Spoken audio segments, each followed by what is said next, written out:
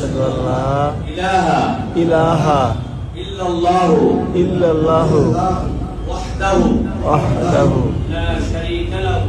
লা শারীকা লাহু। ইসলামের সুশীতল ছায়ায় আশ্রয় নিয়েছেন জনপ্রিয় ক্রীড়া সাংবাদিক, বিশ্লেষক ও কন্টেন্ট ক্রিয়েটর দেবদুলাল চৌধুরী, যিনি সবার কাছে দেব চৌধুরী নামে পরিচিত। সম্প্রতি রাজধানীর দারুস-সালাম শাহী মসজিদে জুমার নামাজের সময় কালেমায়ে শাহাদত পাঠ করে ইসলাম ধর্ম গ্রহণ করেন তিনি।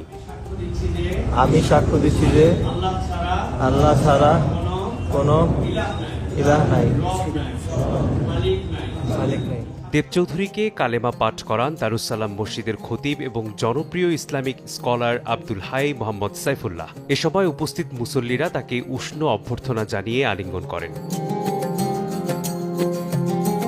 ইসলাম ধর্ম গ্রহণ করে দেব চৌধুরী বলেন, কারো প্ররোচনা, প্রলোভনা বা অন্য কোনোভাবে প্রভাবিত হননি তিনি আরও বলেন, আমি স্বেচ্ছায় সজ্ঞানে এবং জেনে বুঝেই ইসলাম ধর্ম গ্রহণ করছি। আমি আরবি পড়তে পারি না, তবে আমার ঘরে কোরআনের বাংলা অনুদিত 3টি কপি রয়েছে। তিনি আরও বলেন, আমি অনেক আগে থেকে ইসলাম ধর্ম নিয়ে পড়াশোনা করেছি। ধর্ম সম্পর্কে জেনে আমি সিদ্ধান্ত নিয়েছি ইসলাম গ্রহণ করব। এখন আমি একজন প্র্যাকটিসিং মুসলিম হতে চাই। সবাই আমার জন্য দোয়া করবেন।